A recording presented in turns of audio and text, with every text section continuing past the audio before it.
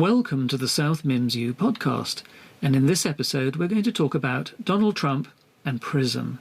Many people would like to see him go to prison once he stops being president, and there's a distinct possibility that that will happen, unless of course he's pardoned by his successor. It's been speculated that Trump's desire for a second term is motivated not just by a lust for power, but the hope that 4 more years in the White House will see many of the lawsuits and legal cases against him fall foul of the statute of limitations. If he stays in the Oval Office long enough, he'll avoid doing time for a range of crimes. But we have found evidence that he is already planning to profit from any potential time served in the penitentiary. Yes, you heard that right. Donald Trump fully expects to do some time, and he's worked out a way to profit from it. He's going to write his Prison Diaries. It's provisionally titled The Biggest Cell in History. That's cell with a C, but it's obviously a play on words. The subtitle is A No-Holds-Barred Story of the Great Betrayal of Our Country. Some neat wordplay there, obviously. How do we know this? Well, that's the story we're going to tell you right now. First, why can't Trump be sent to prison while he is president? To find out, I spoke to our expert in presidential history, Thurman Arthur. Well, the president is not above the law. Well, the fact was reinforced in July of 2020 when the Supreme Court of the United States ruled that Donald Trump's tax records could be given to a court in New York which was investigating cases against him. All 9 of the Supreme Court justices agreed that a president cannot be deemed to be above the law. But, and it's a big but, a president is considered to be constitutionally immune from prosecution while he or she is president. For the president to be prosecuted and perhaps sent to jail, they would have to be impeached and removed from office before they could be put on trial in a criminal court. Well, that's interesting. When was that policy adopted? Well, it's always been the case. In fact, from the start, George Washington was very eager for the office of president to be seen as one or that of an ordinary man, not a royal or an aristocrat, or anyone who gains it through patronage should hold. That's why the power to impeach a sitting president exists. You get rid of a bad president and then you put him in jail when he's no longer president anymore. It protects the office, the sanctity of the office, as it were. OK, but before Trump, only 3 presidents have been impeached. That's true, isn't it? Yes. Andrew Johnson, who succeeded Abraham Lincoln, then Bill Clinton, and of course then Donald Trump. Oh, right. Not Richard Nixon? Richard Nixon was impeached, wasn't he? No. Many people think he was impeached, but he resigned before he could be. He avoided the ignominy, and that's why the idea of constitutional immunity was brought into sharp focus. The Department of Justice adopted the policy and it was reaffirmed in the year 2000. But what happens after the election?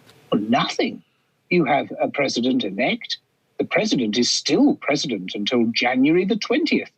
At noon, when the new president is inaugurated, the former president becomes an ordinary citizen again and can be prosecuted. Exactly. He or she can be prosecuted to the fullest extent of the law for crimes which are still pending, like in Trump's case, obstruction of justice linked to the Ukraine scandal. That is, if he fails to get a second term. Right. If he can string it along, then the statute of limitations saves him from that particular charge. It does. But there are many cases against Trump. And of course, there are his taxes and other business-related fraud cases. There's a good chance he could lose one or more of these cases and end up in jail.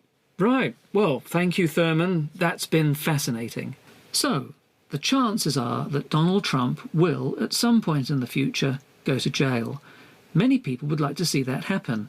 But why would he want to write his diaries, or at least have someone else write them for him? Well, there's a long tradition of prison writings, books books, diaries, stories and poems which were written as their authors languished in jail. To give us a summary of that tradition, I contacted our head of prison literature studies, Professor Corey M. Storrow. And it turned out that Professor Storrow is actually, well, in jail. I managed to get permission to speak to him, and this is what he told me.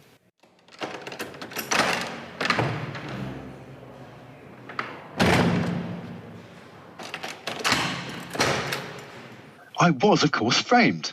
Those checks were entirely legitimate, and Veronica was a beautician down on her luck. I didn't realise that the pills were drugs, and of course... No, that's okay, Corey. I do believe you. And I thought Sergei worked for Putnam's the travel company, not, well, Putin. That's all right. Okay, so are you actually writing while you're in prison, Corey? Of course. Well, what are you writing? A children's book. What's it about? A prison rat called Bob. Bob the Rat. Bob the prison rat. And what does Bob the prison rat do? He supplies meth to crack-addicted inmates. Oh, right. Well, I thought you said it was a children's book. It's an alternative children's book. More a teen book, really. OK, well, so, Corey, the deep tradition of prison writings, explain. Yes, it's a universal. Throughout history, prisoners, guilty, innocent, criminal, political, sexual, they've all put pen to parchment to let their incarcerated imaginations run wild. Or they try to put the world to rights, while in their narrow, cold cells, with a Bulgarian weightlifter in the bed above who's prone to force 9 farting fits. OK, well, can you give us some examples? Well, in the Middle Ages, you had Sir Thomas Malory, who wrote the epic poem Le Morte d'Arthur while he was awaiting trial for rape and theft. In his festering cell, he let his mind travel to the times of King Arthur and the Knights of the Round Table, and he produced one of the greatest epic poems of the time. Well, might Donald Trump do something like that? Not if he has a ghostwriter, unless perhaps they imprison the ghostwriter with him. That might be an idea, actually. Well, that is a good idea. I'll put that possibility to her and see what she thinks. Yeah, you do that. Then there's Miguel Cervantes, who was thrown into jail on a number of occasions. And on one or more of them, he started writing Don Quixote. It's considered Europe's first truly modern novel. Don Quixote, tilting at windmills. Rather like what Donald Trump does most days. Well, you could say that. I just did say that. Then you have Ezra Pound, a fascist American. There's a parallel. He was thrown into jail by the American army in Italy during the Second World War when he praised Mussolini. He started his Pisan cantos there. They're poems, by the way. Oh, sorry, I've lost track of time in this place. My chronology is all over the shop. That's okay, Corey. Marco Polo was thrown into jail when he got back from the East, and he told his stories to a fellow inmate, Rustichello de Pisa, who then wrote the book The Travels of Marco Polo. Oh, really? I never knew that. Well, now you do. You should have gone to some of my lectures. Well, you got arrested before I could, Corey. Yeah, OK, right, yeah. So, then there's Marquis de Sade. Now, that's a writer Trump might appreciate. He wrote the novel Justine while he was in the Bastille in Paris in 1787. For just 2 weeks, mind. But he knocked out the erotic story of a much-abused woman who spilled the beans on her abusers. A kind of Jeffrey Epstein-style tell-all. Epstein. Good mates with Trump, wasn't he? Allegedly, yes. You're so coy. Of course. You have Adolf Hitler starting his Mein Kampf while in a rather comfy imprisonment in Landsberg. Then there's Sir Walter Raleigh. I'm jumping about in history, aren't I? It's the food here. I'm sure they add chemicals to it to keep us docile. Well, what did Sir Walter Raleigh write? Volume 1 of his History of the World. He was in the Tower of London because he plotted against James I. Well, I thought he plotted against Elizabeth I. He did. He was a real plotter.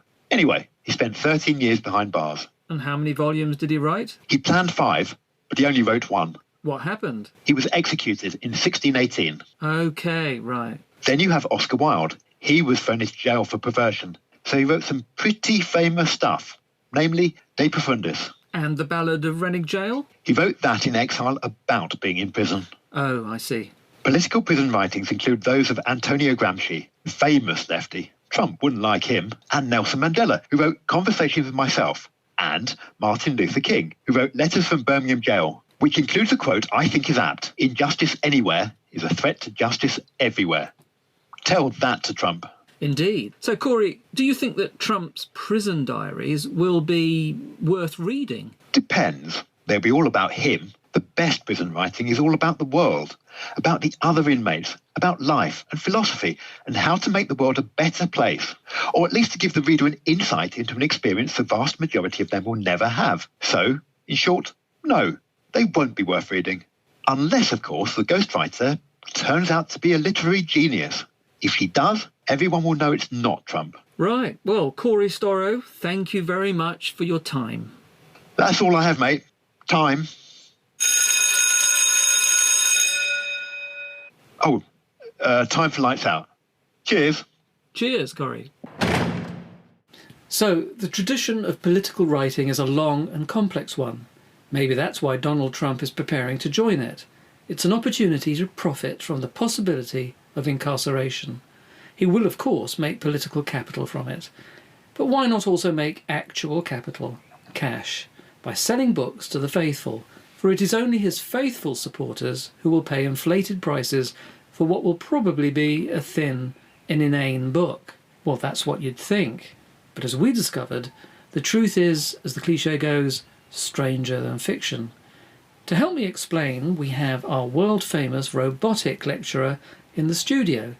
It's called DV8, and it's a cutting-edge piece of technology. Sorry, DV8. Do you mind me calling you it? Not at all. I have no gender, so it is apt. Having no gender makes for an easy life, actually. Really? Students of both sexes feel more comfortable when they are in my seminars and tutorials. I mean, after the scandal.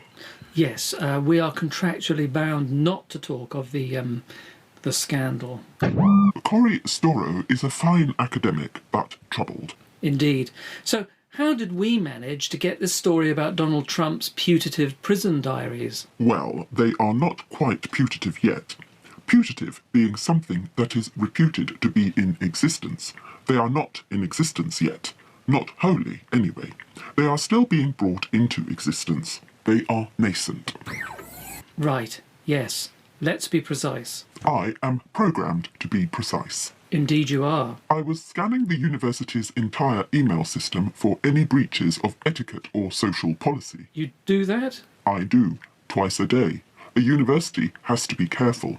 We can't have anyone saying anything racist or sexist or anything else that could be deemed to be unacceptable using the university's servers.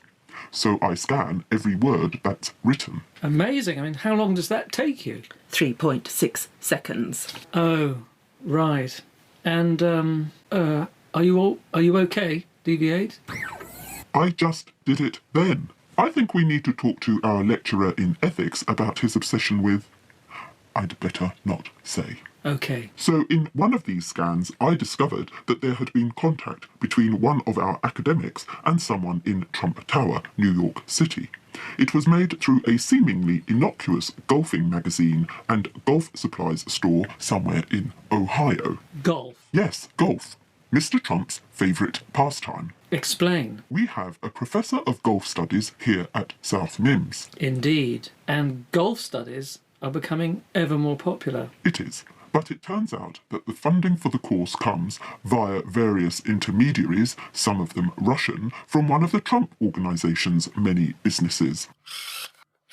Curiously, the world's media hasn't paid much attention to that. Indeed, many believe those links compromise the integrity of the course. The golf course. There, you got me there. The golf course. That's the joke the department always makes. It makes me chuckle. I didn't realise robots could chuckle. Our machine learning algorithms allow for chuckling. Well, that's good to know. So anyway, it was our golf academic who got the job to ghostwrite these memoirs. Yes, she is Lucinda Baines-Compton, one-time women's golf champion and now ghostwriter for Donald Trump. We confronted her first on the golf course a few miles from the South Mims campus. I'll play the tape of the moment you confronted her. Thank you, that's very kind of you, DV8. It's a pleasure.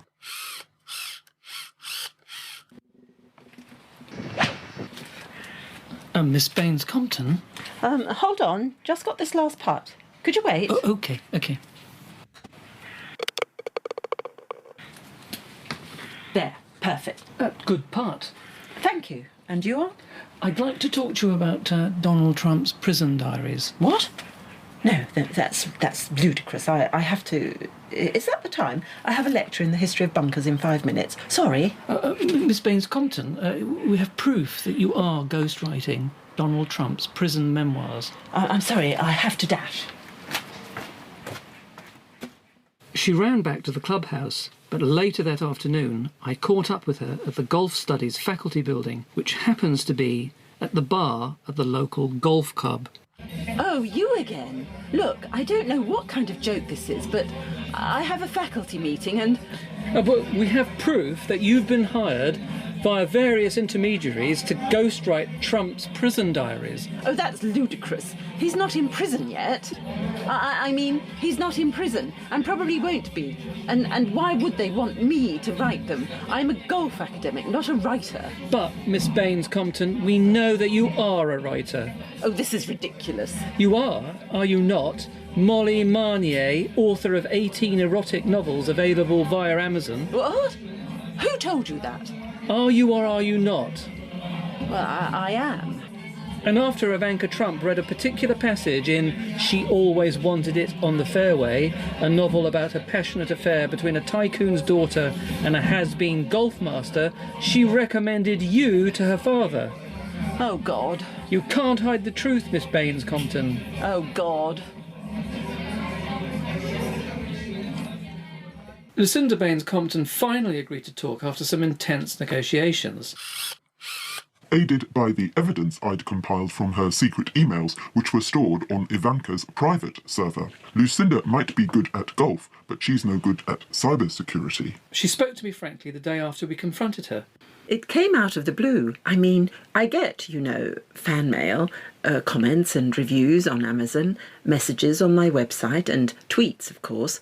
Readers who like my unique mix of passionate sex and golf tips. So there's an audience for that? I had 48,000 downloads of that novel as an ebook last year.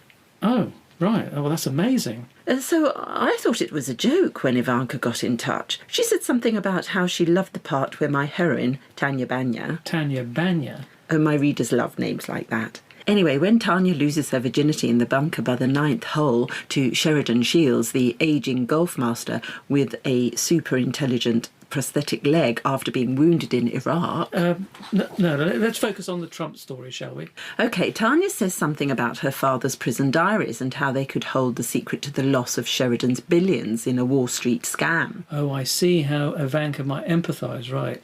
Sure, yes, that makes sense. And before I knew it, I was talking to Trump on the phone. Donald Trump himself? Yes, we had a long chat. Ivanka had read the excerpts I'd created of Hawley Banya's, that's Tanya's father, prison diaries.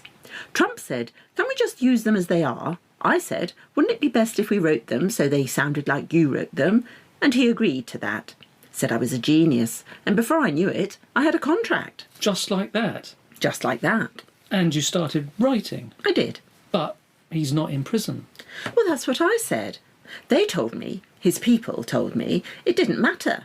He wanted the prison diaries to come out, well, a week after he gets sent to the penitentiary. So he's fairly sure he will be sent to a penitentiary? Well, he must be, though he's also hedging his bets. Well, how so? If he manages to win a second term or escapes with fines or isn't convicted, then we can publish it as a novel. Trump's first novel in which he imagines America's greatest president being sent to prison by the radical left Democrats who have imposed a totalitarian state. Will that involve much of a rewrite? Well, not much, really. Well, can you share some of what you've written with us? Sorry, I've signed an NDA. A non-disclosure agreement? Yes. But you're talking to me and we're recording it. It's not a particularly good NDA. It just covers what's in the books. Books? We're planning 8 volumes. Oh. But I can read you anything that has been rejected by Ivanka and Jared. Ivanka and Jared? Oh, Jared did a summer school course in literature when he was 15, so he's editing the book. Oh, right. Here's a section they cut out. I'll read it. Please do. They made me rake the bunkers on the prison golf course. The buggy they sent to take me there was too small. They had to squeeze me in. It hurt my legs and my back ached. I asked the other convict who was driving if this kind of treatment was usual, or maybe I could get Roger Stone to claim it was cruel and unusual and get released. But Brad, the driver, was an ex-Marine, and he said, "Mr. President, this is a luxury. If I were you, I'd keep that mouth of yours shut. Sorry to be blunt, Mr. President, but you got to learn the ways of the jail, or you're going to be a goner." I thought this man knows what he's talking about, having been in prison for 15 years for murder. So I suffered till we got to the bunker on the 18th green. We raked the sand in the hot sun. Then I saw a stray putter and a ball, and I couldn't resist. I picked them up. "You have no fear, do you, Donny?" Brad said, his voice full of gravelly admiration. "Nah, I do what I want," I replied. I then placed the ball at the edge of the green, got my sight line in, positioned my feet and putted. The ball missed by an inch. "So close," said Brad. So why was that cut? He missed the putt. What I learned is you can't ever write failure into anything to do with Trump. So that's not covered by the NDA? Curiously, no. Well, thank you, Lucinda. That was a revelation. Will those Prison Diaries be published? Let alone written? Only time will tell. All we can say here at South Mims U is that these are very strange times, and anything, everything, is possible. So if one day you see those Prison Diaries, all 8 volumes of them, on the bestseller lists, you can say, "I heard about it here first." Thank you for your time, and please check out the wide range of other subjects we have on offer. If you like them, share them, review them, tweet about them, and keep on being surprised by what the world provides. Goodbye.